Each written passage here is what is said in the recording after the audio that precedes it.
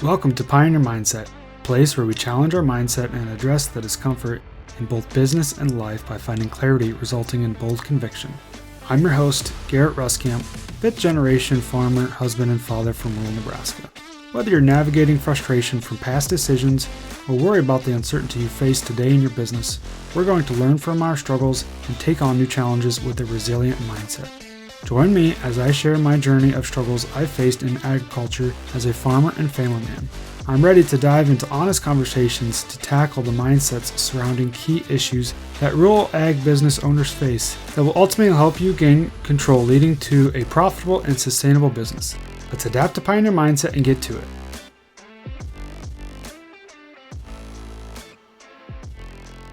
Welcome back, everyone, for this week's episode as we get into basically the new year. For most of us, it's going to be considering a new fiscal year as well as a new calendar year. So I think this is a really crucial time to be talking about focusing on a cash flow. So that's essentially what this episode is going to be like. And now, before you kind of dismiss this episode or try to move on to the next one, just hang tight because I'm going to get into this right away about why we need to focus on creating a good, accurate cash flow.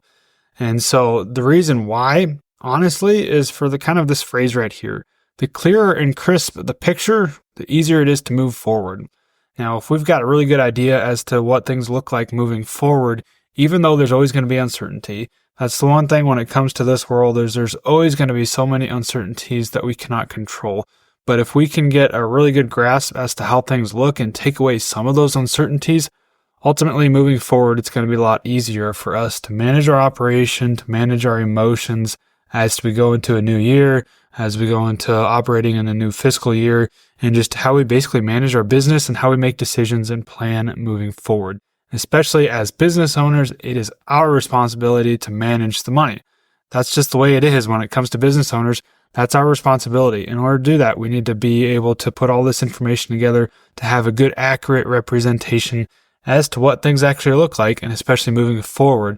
We can look at actuals. That's good to look at back maybe what a profit or loss was for the last year. That's good, but we need to actually have a really good representation moving forward, what our projections are going to look like. That way we can plan ahead. So that way we have good representation of our operation, our business moving forward, whether that be for getting a line of credit with the bank or just our financing needs, or just so we can plan ahead for any decisions that might come up.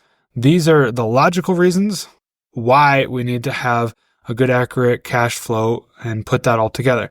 Now, let's speak on the emotional side of things, or maybe the reasons that most of us are kind of thinking, well, this might be the actual reason that we need to put some of this together.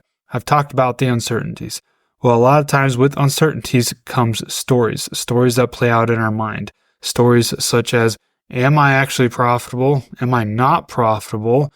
Will I be able to actually pay back all these debts that I have this next year? Will I be able to farm next year?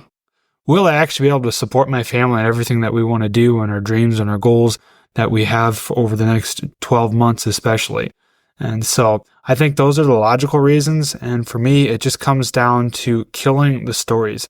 And how do we kill these stories? We kill these stories by asking ourselves, what are the facts?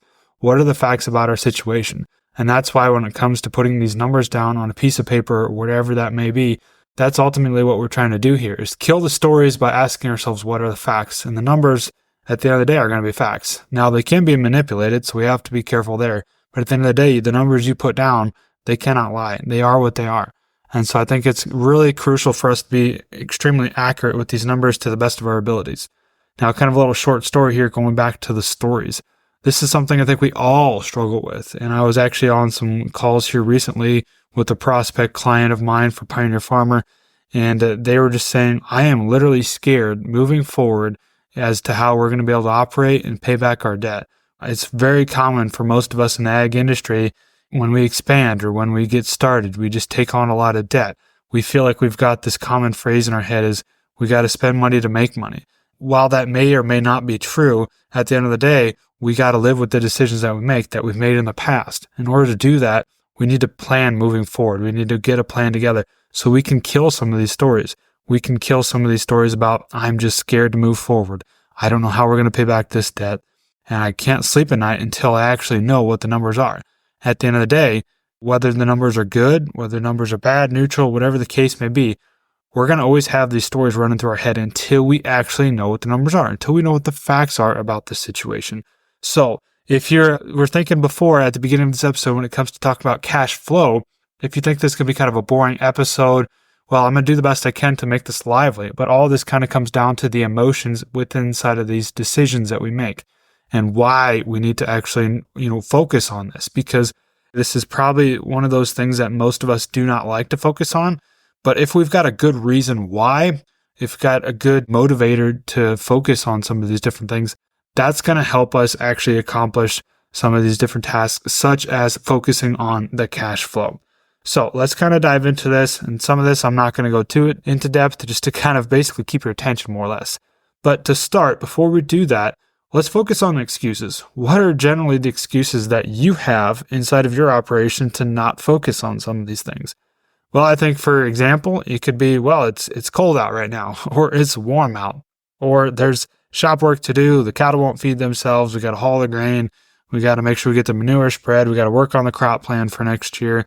We got to do anything and everything that's on our to-do list, at our never-ending to-do list, that's always going to be in front of us. And I think it's just so easy for us to be focusing on all those day-to-day things, focusing on working in our business rather than working on our business. And this is one of those crucial things where we can focus on working on our business and how that's going to propel us moving forward. And that's really going to be the betterment of the company, and not to get, all high and mighty, but that's just one of these really crucial things that we need to do, especially as business owners. This is going to set you apart for most of the people that are not actually working on some of these things. So when it comes to the excuses, ask yourself, what are the excuses? What am I using as an excuse right now to not focus on what I know I need to be doing? And at the end of the day, we just need to prioritize some of those different things. And so when it comes to getting started on working on your cash flow, I don't know about you, but there's a lot of times before we even get started, I just feel defeated. I feel defeated when it comes, especially on something new, especially when we're starting to do something we've never done before. It's easy to feel defeated before we even start. And I think this comes down to, well, how do you literally feel, physically feel in your own skin when it comes to thinking about, just even thinking about working on a cash flow or thinking about something that seems overwhelming? Well, I just mentioned that. It's overwhelming. You get tired right away. Maybe your head hurts. Maybe you're nervous and you haven't even started yet. You've got all these feelings, physical feelings in your body, wherever you're at, as you think about something that makes you uncomfortable. You're just not wanting to do it. And that goes back to the excuses. We put off something that we know we need to do because it just physically is uncomfortable. Physically and mentally is uncomfortable, and something that we don't necessarily want to tackle. So that's why I think we need to be mindful of how we feel. This all kind of comes back to the stories. Let's kill the stories with the facts. And we can do this by actually taking on the uncomfortable and doing the hard things first. So let's dive into this when it comes to, the cash flow. How do we actually put this together? And I'm going to help you walk through this as best that I can, because I think it's important. Like I said before, if you've never been through this, or you've never taken the time to do an accurate cash flow projection for your operation, not letting the banker do this, not handing them these general numbers and then letting them build out the cash flow, it's important for us as business owners to do this. And so I'm here to help you with that. I'm here to kind of help see you why it's important, but how we can do this as well. So that way we can really dive into this. Now, also, before I get into the how, let's think about the when. When do we need to do this? Well, actually, it's one of those things that all kind of comes down to it depends. The biggest thing that this depends on is generally what your fiscal year is. Now, I'd say for most of us out there, probably 90% of us out there that are listening to this, I'd say you're probably either running a sole proprietorship or an LLC, whatever that might be, but generally you're on the same fiscal year as the same calendar year. So basically January 1st to December 31st, that's going to be a calendar year. That's also going to be your fiscal year. So for most of us that are on a normal fiscal year like that, I think it's important for us to do this kind of at the end of the year or even at the beginning of the first year. No later than, I'd say, probably the first full month, say into January. Let's get this thing knocked out right away so we don't put this off. Now back to the different fiscal years. There's different operations that are going to be running different fiscal years. For example, our operation, Ruscamp Farms, Inc., is actually a C corporation. Our fiscal year is different from April 1st to March 31st. So my cash flow is going to be a little bit different than most because it doesn't start till April 1st. So I want to probably be trying to get that cash flow set up, maybe sometime in end of February, March, really start to be thinking about this. Ideally, we want to have this cash flow projection in place at the start of the fiscal year. So that way we can really start operating and we know what everything is ahead of time. So that way when it comes to and plugging in maybe some of our actuals throughout the year, we already have the projections done. We're not trying to play catch up. So ideally, let's try to get this thing done ahead of time. In reality, at the start of the beginning year, at the start of the new fiscal year, that's when we want to have this done. But also no later than the first month at the beginning of the fiscal year. And a lot of times we're trying to do this in preparation for the loan renewal. So you also want to kind of keep in mind, when is your loan renewal? When is your line of credit renewal at the bank? For most of us, this is going to be kind of January, February, March timeframe. So we want to have this done prior to that renewal timeframe, whenever that deadline is, at least a solid month prior. Kind of depends on the relationship with their banker. We want to get this all information sent over to them so that they have time to analyze this before we actually go through and talk about and negotiate the terms and conditions of our line of credit renewal. That's kind of the important details there as to when we need to actually be setting this up and going through this process of creating our cash flow projections. Now, let's get into the nuts and bolts of this on the how that we actually go through the process of setting this up. And at the end of the day, this is also going to be kind of one of those where it depends. It all depends what works best for you. However works best for you, whatever system that you currently have or that might fit your operating needs, let's just kind of find something that works. Let's not find something that's overcomplicated, because that's going to be one of those reasons, maybe one of those other excuses that we have to not actually go through with this if we don't understand it or if it's too cumbersome. Let's keep that in mind as well. So what could this look like? Well, it could just be a simple spreadsheet. It could be like maybe actually a break-even analysis of all your different crops and your different income streams, cattle, livestock, or, like I said, crops or livestock, whatever that may be. Or we actually do utilize some sort of software tool that I utilize is called Farmer Metrics. And so there's different tools out there that we can look into that we can utilize to manage our cash flow and to get a really good, accurate representation as to what our cash flow needs are going to be. So kind of to work through this a little bit, we could keep this really simple. And basically just get all the information that we need. Say for just a row crop operation, I'm going to kind of keep this simple, is maybe you're just going to plug in what your acres are and projected yield for each crop. And then from there, if we want to just talk about what are maybe the projected yield goals, maybe our projected price, whatever price that you want to use. Also going back to the yield goal, let's really make sure we're accurate with this. Let's try to look at what are our actual APHs. What can we probably realistically raise on these different acres? And so let's keep that in mind. Let's not be shooting for the fences to really skew things here, because at the end of the day, the numbers can be manipulated, but what you put down is what it is. So keep that in mind. Let's not skew this. Let's not play low ball either. Let's be pretty accurate if we can. I think if you've been farming over the years, you've got somewhat accurate representation. Well, these are my good years, these are my bad years, so this is kind of what my average is. That's usually what we call our annual proven history, your APH on your different farms. So let's just be mindful of what yield that we're using there. And so then from there, let's be mindful of the price. Maybe that's a crop insurance price, or maybe that's an estimated price that you just honestly think that you're going to be. That one's kind of a shot in the dark. And at the end of the day, these are projections. So just do the best that you can. And then from there, we can maybe split out what our different income timeframes are on a month-by-month basis. Maybe these are the months I generally sell. I sell some out of the field. I sell some after the first of the year. I sell some in March and April before we get into the field. And hold on, I clean my bins out somewhere in the July, August timeframe. We can kind of have a general idea when we're going to be selling some of these different crops.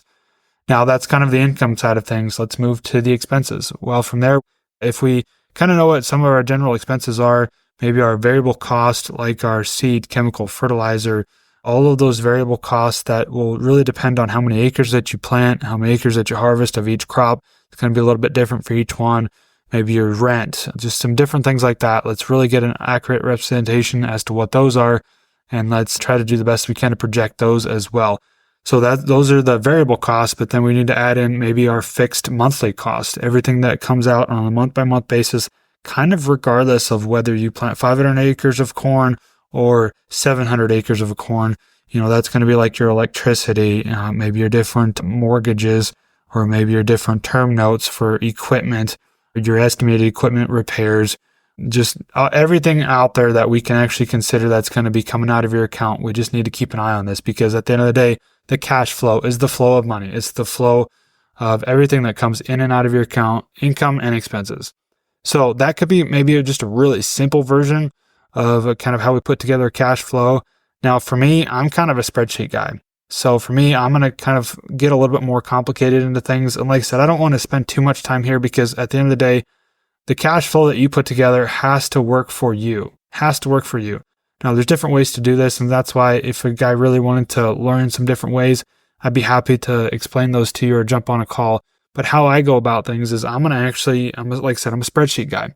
So I'm going to put together first, starting with my crop plan, because at the end of the day, everything's going to be based off of my crop plan, how many acres that I actually plant of each different crop. For our operation, we grow corn, soybeans, wheat, and alfalfa. So it's 4 different crops. And so there's going to be different needs for each of those. So what are my actual acres that I tend to plant? And what are my fertilizer needs for each of those? My seed needs, chemical, rent for each of those. And I'm going to get a really accurate representation as to what I'm going to need. And I'm going to take all that information from there, and I'm going to actually throw this into another spreadsheet, which is a break-even analysis. My break-even analysis is going to be considering all of those things that I already kind of came up with, but in more broader terms. Okay, so for each of my 4 different crops, what is my seed, my chemical, my fertilizer, my estimated cost of hire, if I have any of that, maybe my marketing plan or my marketing advisor fees that I need, my crop insurance, I'm going to throw that in there. Anything that is basically a variable cost on a per crop basis, I'm going to throw that all into my break-even analysis. But then I'm also going to consider basically what is my other operating cost or my fixed cost that I talked about just before. In order for me to do this, I actually take basically profit and loss statement from my QuickBooks or whatever your accounting system is. I generate a report on that. And then from there, I can actually break this down into, okay, what are my equipment repairs? Maybe what are my consulting fees that I have to pay for? Legal, accounting, payroll, all of these different things that might come out, like I said, utilities, supplies, all of these things. And then on top of all that, different term notes that we have to pay back for equipment or land or whatever our debt needs are to service all the debt that we have out there. So I'm going to put all of that in. And then that's generally, some of those generally aren't going to necessarily change on whether I'm planting, like I said, 500 or 700 acres of corn. So I'm going to put that all in and break that down on a per acre basis on the total of acres that we cover. So that way I know what that number is. And then I'm going to add that back to basically my variable cost to get me my projected break-even price. And so that way I know what that number is. And that's going to be a really good way to see exactly what you're going to need on, say, it's going to cost me $800, $900 an acre to raise this corn crop, and you're going to know exactly what that financing needs are going to be. Now from there, I'm going to actually take this one step further, because like I said, I like to be as informed as possible. From there, I'm going to take all of that information and then I'm going to plug that into going into my farmer metric software, like I mentioned before, whatever software that you have or that you might be familiar with. That's the one that I've been super fluent in and used myself quite a bit. So I'm going to plug that in, which essentially what that comes down to is this farmer metric software is a cash flow projection over the next 12 months. Whether your fiscal year starts in January or April or some other time frame, it's the next 12 months of your coming fiscal year. And so if it starts in January, that's where we're going to predict your projections versus your actuals through all 12 months. And we're going to know exactly what those are. We're going to plug in, okay, for my expenses side of things, I usually book my seed in December. I have booked my fertilizer in August. I booked my chemicals in December. And we're going to be paying rent in April. We're going to be paying rent in maybe August, maybe paying taxes, paying our term debt off in June and December, and whatever that kind of comes out. So that way we know on a month-by-month basis, what are our actual financing needs? Are there certain months where we're actually going to be cash positive? We're not going to need our line of credit. There's certain months when we're just booking all these inputs but have no income to show for it, no income until later in the year. That's when we're actually going to be using our line of credit the most. That's when, if we actually really have a good representation here, we're going to need X amount of line of credit balance to service everything that we're trying to do throughout this year. And that's why the more detailed we are, the easier it's going to be managed. Like I said before, I mentioned in this kind of phrase, more or less, the clearer and crisp the picture, the easier it is to move forward. That's exactly what we're trying to do. And kind of going back to the one thing I didn't mention when it comes to the income side of things, you're probably like, well, this is, like I said, my acres, my projected revenue from the taking your yield times your price per bushel or price per ton of alfalfa or whatever that may be. And I'm just talking on the crop side of things, not necessarily livestock, but it's the similar concept. You're going to have an idea, okay, well, this is maybe my total revenue, but when am I going to sell? So that's where I actually go through the work of, I know it's a lot of work and you might be overwhelmed already. But like I said, this is something that helps me manage my operation to the best of my ability. I'll actually go through and create another spreadsheet, which is my crop marketing plan. Okay, so I can know based off of, like I mentioned before, we generally will sell some off of the combine in the field. Then we'll maybe hold some until December. And then we'll maybe sell some beans in January, and we'll move some more corn in February and March, May. And then I have a general idea what that's going to be.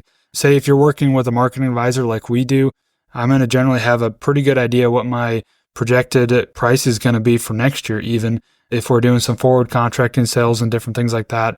So I'm going to have a good idea what that's going to be. So I plug that number into my different marketing timeframes. So from there, I have an idea what my income is going to be on, say, like a per month basis. And so at the end of the day, these are all the things that we can plug into a cash flow projection. And going back to the why so that we can kill some of these stories. Whether it's good or bad, we need to know, okay, it looks like in June when I've got a term loan payment coming out, I'm going to be short some cash. Maybe we need to actually sell some grain ahead of time so that way we can plan ahead. How much power do you have in this conversation going into your banker, kind of going back to the emotional side of things, just having the power back in the conversation when you can tell him, hey, this is what everything looks like. This is the good, bad, the ugly. This is what I put together. This is everything how I see my operation through my eyes, not the banker's eyes, not somebody else's eyes. This is me. I've got to put the boots on. I've got to go do the work, but this is how I see things actually playing out. And I'm going to plan ahead because this is maybe some challenges that I see coming up, or some different things to actually consider here is things to keep in mind when we build this out is also maybe some carryover income. Maybe we're actually going to be selling more of our grain next year versus we did this last year. Carryover grain or cattle, or maybe we're finished out a group of cows versus selling them as feeder calves. Maybe we deferred some payments. Another thing here that we don't always tend to think about is, say you have some crop insurance proceeds that could be coming in next year. Some of those actually don't pay out till the following year. So some income that could be coming in the form of crop insurance proceeds. Now on the expenses side of things, maybe we've got some equipment that we need to upgrade. A combine's getting quite a few hours on it. This seems like it could be a good time projecting to maybe do a new combine purchase or planter purchase, whatever that may be. Let's know all this out. Let's lay this out in a pretty good plan going ahead in this cash flow. That way we know, okay, I can actually afford to buy this new combine or this new piece of equipment that we need. Or maybe this cash flow looks pretty tight. Let's hold off. Let's not do this year. This is why we can actually use these numbers to plan moving ahead, moving into the future. So I really, really hope that you're still with me right now, because I know this can be kind of boring, but at the end of the day, these are the nuts and bolts when it goes into the how, but we need to keep in mind the why. The why is going to keep us doing what we need to actually do. And that's to kill the stories with the facts. And the numbers at the end of the day are the facts. So we've talked about a lot. At the end of the day, don't wait. Just start.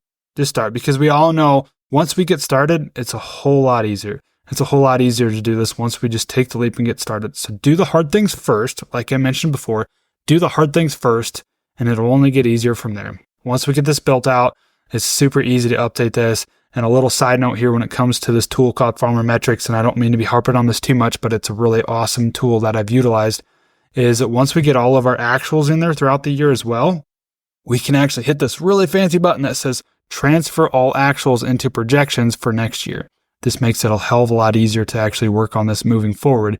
Once you build this out to start, then it's just a matter of updating things to make sure they are accurate. And so that way they're a really good representation of our operation, of our financing needs, of everything that we're going to be doing moving forward into the future with this cash flow projection. So like I said, that's about all I got for now. If you want to learn more about any of this, how trying to find tools or different things that could maybe be of use to you and your operation, or you just want to talk through how to do this, try to figure out your why behind working on a cash flow projection, definitely hit me up with Pioneer Farmer. This is what I do. This is what I help with clients do, so we can find financial clarity and confidence moving forward into the future. So that's all I got for now, and we will catch you next time. Thanks for tagging along with me today as we sharpened our mindsets. If you've gained insight from today's episode, be sure to take a screenshot to share or send this episode to somebody who might also find value in it. For more, follow me on Instagram at Garrett or on Facebook, and join me next time for more conviction through clarity.